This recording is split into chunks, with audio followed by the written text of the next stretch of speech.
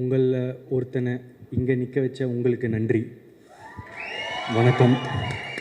Press and மீடியாவுக்கு என்னோடய வணக்கம்.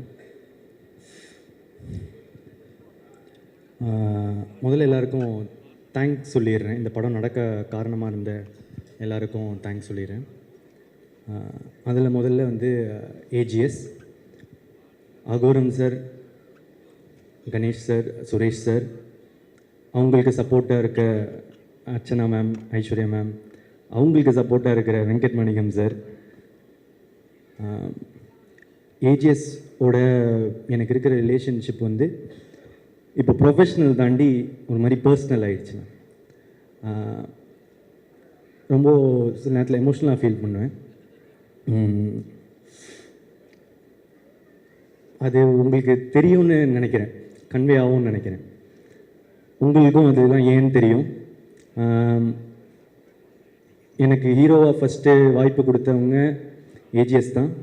அதை தாண்டி ஒரு ரொம்ப ஹம்பிளாக, ரொம்ப கிரவுண்டடாக, ரொம்ப நல்ல மனிதர்களாக இருப்பாங்க. ப்ரொஃபஷ்னலாக பார்த்தா Agoram sir is a man of words. சொல்கிறத செய்வார், சில நேரத்தில் படத்துக்காக சொல்லாததையும் செய்வார். இது எங்களோட 2வது அசோசியேஷன். இன்னும் நிறைய வந்துகிட்டே இருக்கும்னு நினைக்கிறேன். என் மேலே வச்ச நம்பிக்கைக்கு நன்றி.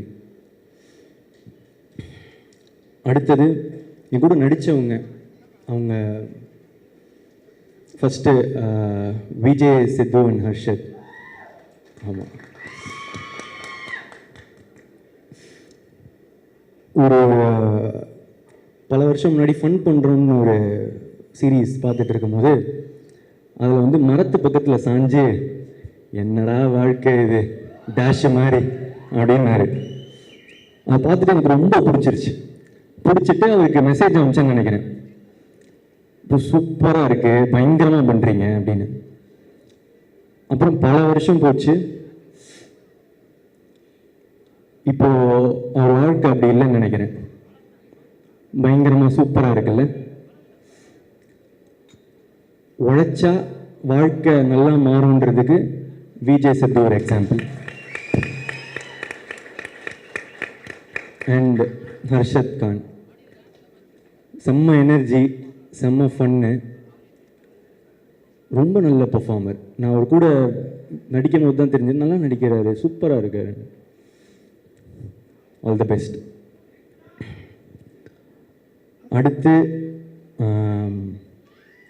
ஹீரோயின்ஸ். லவ் டுடேக்கு ஹீரோயின்ஸ் வந்து பார்க்கும்போது எல்லாருமே கூட நடிக்கிறதுக்கு தயங்கினாங்க. போய் ஃபஸ்ட்டு கோமாளி டைரக்டர் அப்படின்னு சொல்லுங்கள் சார் அப்படின்னவங்க. சூப்பர், எக்ஸைட்டடாக இருக்குது ஒர்க் பண்ணேன். யார் ஹீரோ அப்படின்னு கேட்டேன். நான் தான் ஹீரோ. டேட் என்ன சொன்னீங்க? மார்ச் தான் கொஞ்சம் கஷ்டமாக இருக்குது, நான் கொஞ்சம் டேட்ஸ் மட்டும் பார்த்துட்டு சொல்லிட்டா அப்படின்வாங்க. ஓகே ஓகே, இன்னொரு வெரைட்டி இருக்கும், இதில் பர்ஃபார்மன்ஸ் ரொம்ப அதிகமாக இருக்குது, நான் கொஞ்சம் கம்மி பர்ஃபார்மன்ஸை கொஞ்சம் ஈஸியாக பர்ஃபார்ம் பண்ணுற மாதிரி படமாக பார்த்துட்ருக்கேன் அப்படின்னு. இது புதுசாக இருக்கே பார்ப்பேன். ஆனால் சில பேர் உண்மையாக வந்து இல்லை சார் நான் கொஞ்சம் பெரிய ஹீரோவோட நடிக்க விரும்புகிறேன் அப்படின்னு சொன்னவங்களுக்கெல்லாம் thanks.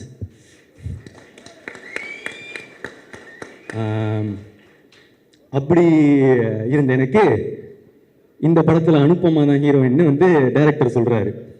One of the heroine, கையோட கோச்சுக்காதீங்க, ஃபஸ்ட்டு வர அனுப்பமா ஹீரோயின் அப்படின்னு வந்து சொல்கிறாங்க. நம்ம வந்து பிரேமம் ரிலீஸ் ஆகும்போது காலேஜ் நினச்சி பார்த்துருப்போமா அனுப்பமாவே நம்ம ஹீரோயின்னு. ஸோ காலையில் அன்றைக்கி நாள் ஃபஸ்ட்டு செட்டில் நாள் அனுப்பமா வரான்னு சொன்னாங்க. ஆளுவா புழலிந்தீரத்துன்னு பாடிட்டு வைப்பில் இருந்தேன். ஆரோரம் இல்லா நேரத்து அப்படின்னு சொல்லிட்டு இருக்கும் போது அனுப்பமா வராங்க. பார்த்தா செம்ம க்யூட்டு, சூப்பராக நடித்தாங்க. நான் வந்து அப்படி பர்ஃபார்மன்ஸ் அந்த மாதிரிலாம் நான் எக்ஸ்பெக்ட் பண்ணல. ஸோ தேங்க்யூ அனுப்பமா என்னோட நடித்ததுக்கு. அதுக்கடுத்து கயாடு வந்து is a new talent to Tamil cinema. ஆனால் இப்போவே கயடு ஃபேன்ஸ்லாம் என்னை போட்டு அடிக்கிறாங்க. ஏன்டா பக்கத்தில் போகிற, கயாடு பக்கத்தில் போகாதரா அந்த மாதிரி சொல்லிட்டு அடிக்கிறாங்க. பசங்களெல்லாம் பிடிச்சிட்டாங்க கயாடு ஆல்ரெடி. ஸோ ஒரு படம் ரிலீஸ் ஆகிறதுக்கு முன்னாடியே வந்து ஃபேன்ஸ் வர்றது வந்து ரொம்ப கஷ்டம். கயடுக்கு அவ்வளோ பெரிய ஃபேன்ஸு, ப்ளஸ் அவங்களுக்கு வந்து நல்லா நடிக்கிறாங்க, ரொம்ப ஹார்ட் ஒர்க்கிங், லைன்ஸ்லாம் அவ்வளோ ப்ராக்டிஸ் பண்ணிட்டு வந்து டெடிக்கேட்டடாக ரொம்ப நல்லா இருந்துச்சு பார்க்க. அதை தாண்டி இப்போ ஒரு நல்ல ஃப்ரெண்டு. அகெயின் தேங்க்யூ கயடு என் கூட நடித்ததுக்கு. அடுத்து மிஷ்கின் சார். இல்லை மிஷ்கின் சார் வந்து எனக்கு ஒரு டெய்லி வந்து ஒரு கிஃப்ட் தருவார். டெய்லியும் ஏதாவது ஒரு கிஃப்ட் வரும். எனக்கு மட்டும் இல்லை, ஆக்சுவலாக எல்லாருக்குமே தருவார். என்னோடய மேக்கப் ஆர்டிஸ்ட்டுக்கு வந்து ஒரு பர்த்டே கையை பார்த்தாரு, கையில் எதுவுமே இல்லை, கொஞ்சம் மேலே பார்த்தாரு, வாட்ச் இருந்துச்சு, கைட்டி கொடுத்துட்டாரு. அவ்வளோ நல்ல மனுஷன். ஆக்சுவலாக அவர் பேசுகிறது ஒருத்தருக்கு ஒரு மாதிரி இருக்கும். நானும் ரொம்ப என்ஜாய் பண்ணுவேன். ஸோ அவருக்கு நான் என்ன சொல்லிக்க விரும்புகிறேன்னா, சார் நீங்கள் இருக்கிறதுலே கொடுத்த பெஸ்ட்டு கிஃப்ட்டு நீங்கள் தான். எனக்கு இந்த படத்துக்கு நீங்கள் தான் பெஸ்ட் கிஃப்ட்டு. எனக்கு நீங்கள் கிடைச்சதும் ஒரு பெரிய கிஃப்ட்டு சார். படத்தை அப்படி எலிவேட் பண்ணியிருக்காரு. Thank you sir. அடுத்து ஜிவிஎம் சார். அவரை எப்படி எல்லாரும் மக்கள்லாம் பார்க்குறாங்களோ அதே மாதிரி தான் இருக்கார். கிளாஸு மாசு. நான் அவரோட பர்ஃபார்மன்ஸ்லாம் பார்க்குறதுக்கு முன்னாடி அவர் பர்சனாலிட்டி தான் பார்த்துட்டு இருப்பேன். ஷூட்டில் எப்படி இருப்பார் அப்படின்னு சொல்லிட்டு உன்னிச்சு பார்த்துட்டு இருப்பேன். அவர் படத்தோட ஹீரோ மாதிரியே இருப்பார். அதுதான் நம்ம அனலைசிங் அவரை பார்க்கும்போது. Thank you sir. அடுத்து KS Ravikumar sir.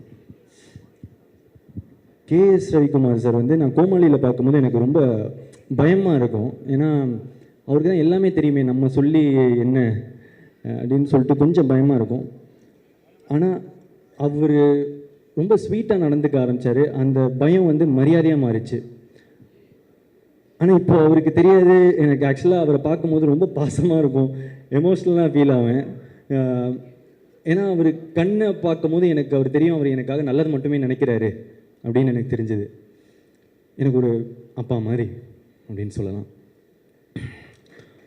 So KS ரவிக்குமாருக்கு சாருக்கு தேங்க்ஸ். அடுத்து ஜார்ஜ் மரியம் சார். அவர் மனுஷன் உண்மையிலே வந்து இன்னசென்ட் தாங்க. ஸ்க்ரீனில் பார்க்குறத மாதிரியே தான் அவர் உண்மையிலே இன்னசென்ட்டு. திடீர்னு வந்து அவர் ஏதாவது ஒரு லைன் மிஸ் ஆகிட்டாருன்னா அப்படின்னு ஃப்ரீஸ் ஆகிடுவார். இது வந்து அவர் பெர்ஃபார்ம் பண்ணும் போதுன்னு இல்லை, நான் பெர்ஃபார்ம் பண்ணும்போது கூட அவர் லைன் எதாவது மிஸ் பண்ணிட்டாருன்னா ஃப்ரீஸ் ஆகிடுவார். ஏன்னா ஐயோ அவங்க பெர்ஃபார்மன்ஸை வந்து நம்ம ஸ்பாயில் பண்ணிட்டோமே அப்படின்னு சொல்லிட்டு அடிக்கடி ஒரு இதில் வந்து அழுகுற மாதிரி இருக்கும். நான் அழுதுட்டு இருப்பேன். அதில் வந்து அவருக்கு ஒரு 4 லைன் இருக்கும். அதில் அப்பப்போ அந்த 4 லைனில் வந்து அப்படின்னு சொல்லிட்டு ஃப்ரீஸ் ஆகிட்டே இருந்தார். சார் பரவாயில்ல சார், நோ ப்ராப்ளம் சொல்லிட்டா. இல்லை ஆனால் அவருக்கு அவ்வளோ கஷ்டமாக இருக்கும் அது. ஸோ உண்மையிலே ரொம்ப இன்னசென்ட். அவர் கூட ஒர்க் பண்ணது ரொம்ப நல்லா இருந்துச்சு. அதுக்கப்புறம் இந்துமணி மேம் என்னோடய அம்மாவை நடிச்சிருக்காங்க, ரொம்ப நேச்சுரலாக நடிச்சிருக்காங்க. தேங்க்யூ. அதுக்கப்புறம் நிறைய கெஸ்ட் அப்பியரன்ஸ் இருக்குது. நான் ஷூட்டிங் ஸ்பாட்டில் ரசிச்சுட்டே இருந்த ஸ்னேகா மேம், அதுக்கப்புறம் கோபிகா, அதுக்கப்புறம் வந்து அன்வேஷி ஜெயின். ஏதாவது சில பேரை விட்டுருந்தேன்னா மன்னிச்சிடுங்க, முடிஞ்ச அளவுக்கு ஞாபகம் வச்சுக்கணுன்னு தான் பார்க்குறேன். நிறைய பேர் ஃபேட்மேன், ஜோ, இவங்க எல்லாருமே வந்து நடிச்சிருந்தாங்க. தேங்க்யூ. அடுத்தது டெக்னீஷியன்ஸில் வந்து நிக்கத்தோட ஒர்க் பண்ணணுன்னு நான் ரொம்ப நாளாக ஆசைப்பட்டுட்டு இருந்தேன். லைக் லவ் டுடே அந்த டைம்லேருந்தே வந்து கால் பண்ணிட்டு இருந்தேன். ரொம்ப பிஸியாக இருந்தார். அந்த உண்மைதாங்க. ஸோ வந்து பிஸியாக இருந்தார், ஒர்க் பண்ண முடியல. மிஸ் ஆகிட்டே இருந்துச்சு. ஆனால் இப்போ 2 படம் ஒர்க் பண்ணுறோம் தொடர்ந்து. ரொம்ப சந்தோஷமாக இருக்குது. நான் அவர்கிட்ட எப்பவுமே சொல்கிறது, இன்னும் நீங்கள் ஒரு ஜென்டில்மேன் அப்படின்னு சொல்லுவேன். எல்லோரும் அவர் கத்துறது எல்லாம் பார்க்குறாங்க. ஆனால் நான் அவர்கிட்ட பார்க்குறது வந்து அவர் ஏதாவது தப்பாக இருந்தால் தான் கத்துறாரு. அவருக்கு எல்லாமே கரெக்டாக இருக்கணும், அவ்வளோதான். ரொம்ப ப்ரொஃபஷ்னலாக, ரொம்ப கரெக்டாக. நான் அவர்கிட்ட நிறைய கற்றுக்கிட்டேன், எப்படி பிஹேவ் பண்ணலாம். சிலதெல்லாம் வந்து காலையில் வரும்போது விஷ் பண்ணுறதுலேருந்து, சரி இந்த மாதிரி நிற்கிற மாதிரி நம்மளும் வந்து பண்ணுவோம், அந்த மாதிரி சொல்லிட்டு நான் இப்போ அதை ஃபாலோ பண்ணுறேன். நல்லது நான் கற்றுக்க வேண்டியது தானே. ஸோ அதுக்கடுத்து பிரதீப் ராகவ் என்னோட எடிட்டரு. கோமாளி, லவ் டுடே, இப்போ டிராகன், 3 ட்ரெய்லரும் ஹேட்ரிக் அடிச்சிட்டிங்க. எக்ஸ்ட்ராடினரி. Thank you so much. எல்லைக்கு அடுத்து அது வந்துடும். ஆமாம். அடுத்து டிஓபி எடிட்டர். ஆமாம், லியோன் ஜேம்ஸ். நான் வந்து இப்போது மியூசிக் ட்ரெய்லரோ இல்லை நான் பார்க்குற ஃபுட்டேஜோ அதெல்லாம் பார்க்கும்போது அவர் ஒரு மாதிரி நெக்ஸ்ட் லீக் போயிட்டாருன்னு எனக்கு தோணிடுச்சு. அந்த மியூசிக்கோட சவுண்டிங்லேருந்து இதுலேருந்து எல்லாமே பயங்கரமாக இருக்குது. எனக்கு வந்து ஆல்பம் வந்து இப்போது ரொம்ப ஃபேவரட் ஆல்பம். உங்களோட பழைய காம்பினேஷன் வித் அஸ்வத், அதுவே எனக்கு அது ரொம்ப பிடிச்சிருந்துச்சி. ஆக்சுவலாக உங்கள் கோட் 2 ஆல்பம்லேருந்து எனக்கு ரொம்ப பிடிக்கும். அந்த இடத்துலேருந்து ப்ளஸ் அதுக்கு முன்னாடி நடந்த திமிரு காட்டாதடி, அது என்னோட one of the favourite song. Vicky bro உங்களோட காம்பினேஷன். Thank you so much. I wish great for you. Yeah. And அதுக்கப்புறம் fight master Dhilip Subbarayan sir, Vicky master, first time என்னை ஃபைட் பண்ண வச்சதுக்கு தேங்க்யூ ஸோ மச். அண்ட் அதுக்கப்புறம் choreographers Brinda ma'am, Azhar, Sandy master, Anusha, Suren, எல்லோரும் உங்களோட எஃபர்ட்ஸுக்கு தேங்க்ஸ். என்னோட நீங்கள் தான் எஃபர்ட் பண்ணணும். So thank you so much. அதுக்கப்புறம் லிரிசிஸ்ட், இங்கே பாருங்கள், என்ன பாருங்கள், விக்கி ப்ரோ. ஸோ விக்னேஷ் சிவன் சார்கிட்ட ப்ரோ அப்படியே சொல்லிடலாம்ல. விக்னேஷ் சிவன் ப்ரோ கிட்ட நான் வந்து ஒன்று தான் அடிக்கடி சொல்லுவேன், ப்ரோ தமிழ் சினிமாவில் நீங்கள் one of the best lyricist அப்படின்னு வந்து அடிக்கடி நான் வந்து சொல்லுவேன். அவர் ஒருவேளை நான் அவர்கிட்ட பர்சனலாக சொல்கிறதுனால நான் சும்மா கூட சொல்கிறேன்னு நினச்சிக்கலாம். அதனால தான் இதை மேடையில் சொல்லணும்னு விரும்பினேன். எனக்கு அவரோட பாடல்கள் ரொம்ப பிடிக்கும். அண்ட் முக்கியமாக எனக்கு இப்போ கொடுத்த ரைஸ் ஆஃப் த டிராகன், அந்த பாட்டை எழுதணுன்னா நீங்கள் உங்களுக்கு என் மேலே பாசம் இருந்தாலும் இல்லை என்னை ரசித்தா மட்டும்தான் எழுத முடியும். Thank you so much. யாருன்னு இப்போது தெரியாது, பேரை ஊரு கத்தும் ஒரு நாள் அப்படின்னு நீங்கள் எனக்கு வந்து எழுதினது thank you. And all the elevation BGM Leon கொடுத்ததுக்கு thank you so much. And Vicky bro பற்றி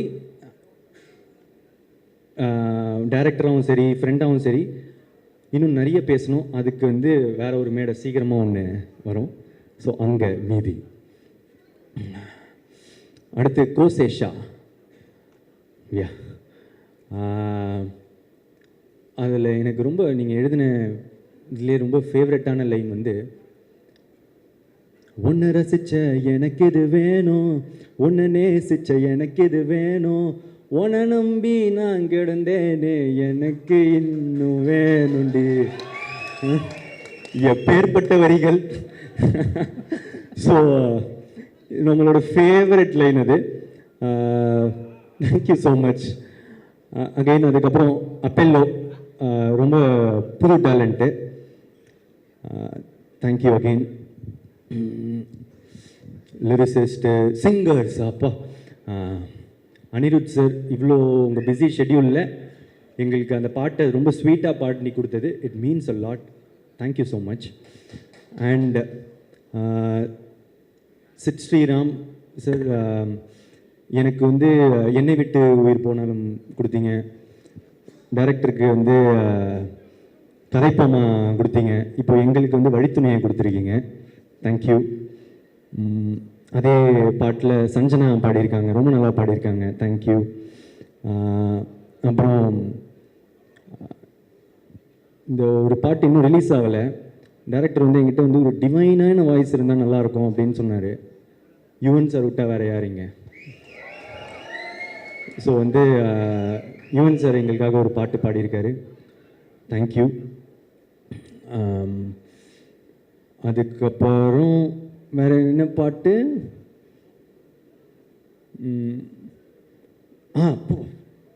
ஆமாம், STR sir. Thanks sir. First இந்த பாட்டு நீங்கள் பாடினதுக்கு தேங்க்ஸ். அடுத்து இந்த ஒரு படத்தில் நீங்கள் இந்த படத்தில் நடிக்கவே இல்லை, உங்களுக்கு அந்த ப்ரோமோலாம் பண்ணணும்னு அவசியமே இல்லை. ஆனால் என்ன கிடைக்கும்னு பார்க்காம என்ன கொடுக்கலான்னு பார்க்குறவங்க தங்க மனசுக்கு தேங்க்யூ ஸோ மச்.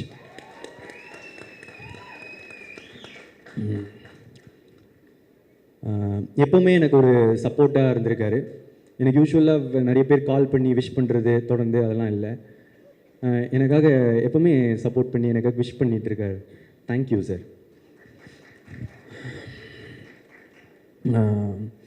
அடுத்து ஏதாவது கண்டிப்பாக மிஸ் பண்ணுவோம் தான், பார்த்துக்கலாம். ஸோ வந்து அசிஸ்டன்ட் டைரக்டர்ஸ் தேங்க்யூ. அதுக்கப்புறம் நிக்கில் சார், மாலி சார், டிஸ்ட்ரிபியூட்டர்ஸ், தியேட்டர் ஓனர்ஸ், ட்ரெய்லர்லாம் பார்த்துட்ட பிறகு சூப்பராக மீம் போட்ட மீம் கிரியேட்டர்ஸ், இன்ஃப்ளூயன்சர்ஸ், எல்லாருக்கும் தேங்க்ஸ். ப்ரெஸ் அண்ட் மீடியாவுக்கு தேங்க்ஸ்.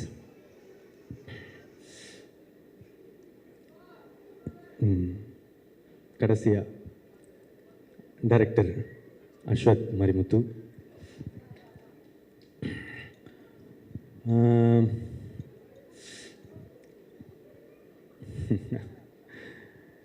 பத்து வருஷம் ஒரு மாதிரி நட்பாக நிறைய ஓடுது. என்னென்னா, சரி ஃப்ரெண்டு கூட படம் பண்ணுறோம் அப்படின்றது தான் ஃபஸ்ட்டு மைண்ட் செட்டாக இருந்துச்சு. ஆனால் எனக்கு ஒரு ஃப்ரெண்டாக தெரியும், ஒரு ரைட்டராக தெரியும், ஆனால் டைரக்டராக தெரியாது எப்படி ஒர்க் பண்ணுவாருலாம். அவர் எப்படிப்பட்ட ஒரு டைரக்டர்னு நான் உங்களுக்கு சொல்கிறேன். டப்பிங்கில் வந்து நான் போய் உட்காடுறேன். முதல் டைலாக் என்னென்னா, நான் டை கட்டும் போது அப்படின்னு சொல்லிட்டு இப்படி ஏற்றி கட்டணும், இவ்வளோதான். இவ்வளோதான். இப்போ இந்த ஊக்கு வந்து பிரதீப் அந்த ஊரில் ஒரு கான்ஃபிடென்ஸ் இல்லை அப்படின்னாரு. கான்ஃபிடென்ட்டாக சொல்லு. ஊரில் ஒரு கான்ஃபிடென்ஸா? ஓகே. அந்த இப்போ ஒரு சொன்னல அந்த மாதிரி இன்னும் கொஞ்சம் அதிகமாக. பிரதீப் அவ்வளோ இல்லை, நீ சொல்லும் போது வெளியே இருக்கிறவங்களுக்கா கேட்கணும், உனக்கு நீயே ஒன்று அப்படி பண்ணிக்கிறது தானே. சரி சரி சார். இது சொன்னால் கேட்கவே கேட்காது. ஓகே. இப்போ என்ன பண்ணுற, மூச்சு விட்டுட்டே அந்த சொல்லு. ப்ளோ வருதுடா. ஓகே. கிராக் ஆயிடுச்சு. பேஸாக சொல்லு. ஓகே. ரொம்ப கான்ஃபிடெண்ட்டாக சொல்லணும், பேஸோட சொல்லணும், கிராக் ஆகக்கூடாது, மூச்சு வரக்கூடாது, மூச்சு விடணும், சத்தமாகவும் இருக்கக்கூடாது, சத்தம் இல்லாமல் இருக்க முடியாது, கொஞ்சம் மாதிரி கேட்குறமா இருக்கணும். இல்லை இல்லை இல்லை அப்படின்னு போய்கிட்டே இருந்துச்சு. ஓய்யோ செத்தேன்டா இன்னைக்கு அப்படின்ற மாதிரி தான். அவ்வளோதான் முடிஞ்சு இந்த டப்பிங்கு அப்படின்னு மனசில் நினச்சிக்கிட்டேன். இப்போ என்னென்னா, சார் ப்ரோ என்ன பண்ணுங்க, அந்த வீடியோவை கட் பண்ணுறீங்க, நான் பாட்டுக்கு ஊவாக தரேன், நீங்கள் எந்த கரெக்டாக இருக்குன்னு நீங்கள் வச்சுக்கோங்க அப்படின்னு சொல்லிட்டு சொல்லிட்டு நான் பாட்டுக்கு கொடுக்க ஆரம்பிச்சிட்டேன். இதில் அப்பவும் சாட்டிஸ்ஃபேக்ஷன் இல்லை, என்ன பண்ணுறது தெரியல. அதுக்கப்புறம் இப்போ நீங்கள் ஒரு தப்பாக எடுத்துக்கலாம், ஒன்று செய்யலாமா, ஊவோட வாய்ஸ் யாருக்கும் தெரியாது, நீங்கள் வந்து அந்த மட்டும் கொடுத்துட்டிங்கன்னா ஆடியன்ஸுக்கு தெரியாது, விட்டுறலாம். என்ன அது எப்படிரா, இவ்வளோ ஊழியே நான் இவ்வளோ பர்ஃபெக்ஷன் பார்க்குறேன், என் வாய்ஸ் வந்தால் தப்பாக இருக்காது அப்படின்னாரு. அப்புறம் நான் ஒரு பல 100 ஒரு அரை மணி நேரம் 1 மணி நேரம் போச்சு ஊலே. ஒரு இப்போ கூட சாட்டிஸ்ஃபேக்ஷன் இல்லை, ஏதோ கிடைச்சது வந்துருச்சுன்னு சொல்லி விட்டுட்டாரு. ஸோ அப்படி பார்த்த ஒருத்தருக்கு சரி இப்படி பண்ணுறாரு அப்படின்னு யோசிக்கும் போது சரி நான் ஏன் பண்ணேன் அப்படின்னு கேட்டால் ஏன்னா நம்பினேன், நல்லதாக தான் பண்ணுவார், எனக்கு ஃப்ரெண்ட் இல்லை. ஏன்னா ஒரு ஃப்ரெண்டு சில நேரத்தில் வந்து அன்பாக சொல்லுவான், சில நேரத்தில் அடித்து சொல்லுவான், ஆனால் நமக்காக நல்லது மட்டும்தான் சொல்லுவான். அது வந்து நான் எனக்காக எப்போவுமே நல்லது மட்டும் நினைக்கிற அஸ்வத், எனக்கு அஸ்வத் ப்ரோ, நான் எப்போவுமே ஒரு ப்ரோன்னு கூட சொல்கிறாரு என்ன. ஏன்னா அண்ணன்னு கூப்பிட்டா கொஞ்சம் வயசு அதிகமாக இருக்கும்டா, அந்த மாதிரிலாம் பொண்ணுங்க முன்னாடி கூப்பிடாத அப்படின்றாரு. சரி அதனால் ப்ரோன்னு சொல்கிறாரு. ஆனால் எனக்கு வந்து உண்மையிலே என் மனசுலேருந்து நான் என்றைக்குமே ஒரு அண்ணாவை தான் பார்க்குறேன். தேங்க்ஸ்ண்ணா.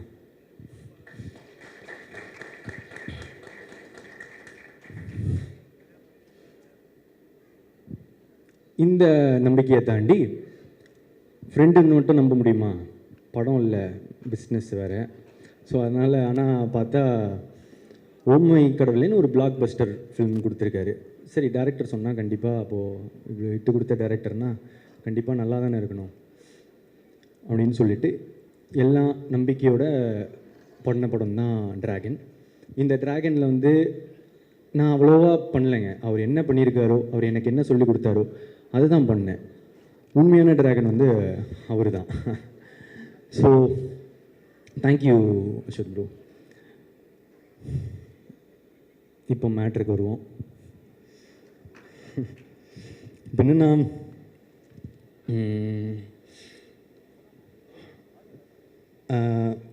இந்த ட்ரெய்லர் பார்த்துருப்பீங்க. டிராகன் என்ன சொல்கிறான், அரியர்லாம் கொரியர் மாதிரி அது பாட்டுக்கு வந்துக்கினே இருக்கும், நம்ம சைனை போட்டு அமுச்சிக்கினே இருக்கணும் அப்படின்ற மீட்டர் தான் இந்த படமாக உங்களுக்கெல்லாம் தெரிய வரும். ஆனால் பிரதீப் என்ன சொல்கிறான், அரியர் மாசு இல்லை, படித்தாதான் மாசு. ஏன்னா நான் இதுக்கு முன்னாடியே வந்து சொல்லியிருக்கேன் ஒரு மேடையில், ஒரு டிகிரின்றதும் ஒரு படிப்புன்றது எவ்வளோ இம்பார்ட்டண்ட்டுன்னு. எங்கள் அப்பா எங்களை ரொம்ப கஷ்டப்பட்டு படிக்க வச்சதுனால தான் எனக்கு கோமாளின்ற ஒரு படமே கிடச்சதும் நான் சொல்லியிருக்கேன். ஃபஸ்ட் டைம் கிராஜுவேட்ஸ்க்கு, ஃபஸ்ட் ஜென்ரேஷன் கிராஜுவேட்ஸ்க்கு அது எவ்வளோ இம்பார்ட்டண்ட்டுன்னு தெரியும். பிரதீப் வந்து 12th 98% வாங்கி, காலேஜில் 80% வாங்கி, ஐடியில் ப்ளேஸ் ஆகி 1.5 வருஷம் வேலை செஞ்சு, கேப்பில் சாட்டர்டே சண்டே ஆனால் ஷார்ட் ஃபிலிம்ஸ் எடுத்து, நிறைய புக்ஸ் படித்து, நிறைய டுட்டோரியல்ஸ் படித்து தான் நான் வந்து இங்கே வந்திருக்கேன். ஸோ படிப்பு, லேர்னிங், கற்றுக்கிறது அதுதான் முக்கியம், அது ரொம்ப இம்பார்ட்டன்ட். அந்த மாதிரி ஒரு நல்ல விஷயத்தை தான் இந்த படமும் சொல்லுது. அப்புறம் இன்னொரு விஷயம், நல்ல விஷயம் சொல்லுது அம்மா அப்பா பற்றி. நான் ஏற்கனவே சொன்னது தான், என்னென்னா சில பேர் முன்னாடி பார்த்து சிரிப்பாங்க, பின்னாடி போய் மறைப்பாங்க. ஆனால் முன்னாடி பின்னாடி எல்லா சைட்லேயும் நமக்காக சிரிக்கிறவங்க, நல்லதே நினைக்கிறவங்க நம்ம அம்மா அப்பா மட்டும்தான். அதுதான் இந்த டிராகனும் திரும்ப சொல்லுது. லாஸ்ட்டாக இந்த நேரத்தில்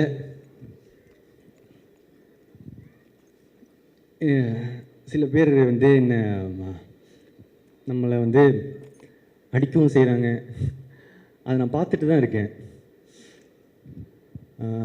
அது யார், எதுக்கு, அதெல்லாம் அதுக்குள்ளே போவேன்னா.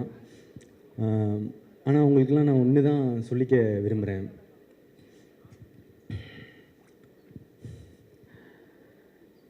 ஒரு செடி வளரும்போது சில பேர் வந்து அதோட இலையை பிச்சு போட்டு போவாங்க, காம்பை உடச்சி போட்டு போவாங்க, சில பேர் மிதிச்சுட்டு போவாங்க. ஆனால் அந்த டைம்லெல்லாம் அந்த செடியோட வேர் கீழே வளர்ந்துட்டு ஸ்ட்ராங் ஆகிட்டு போயிட்டு தான் இருக்கும். அது மட்டும் அந்த இப்போ கொடுக்குற வழியெல்லாம் தாங்கிடுச்சுன்னா அதுக்கப்புறம் அது ஒரு பெரிய மரமாக வளர்கிறத யாராலையும் தடுத்து நிறுத்த முடியாது. இந்த நேரத்தில் அந்த செடிக்கு தண்ணி ஊற்றுற எல்லாருக்கும் நன்றி.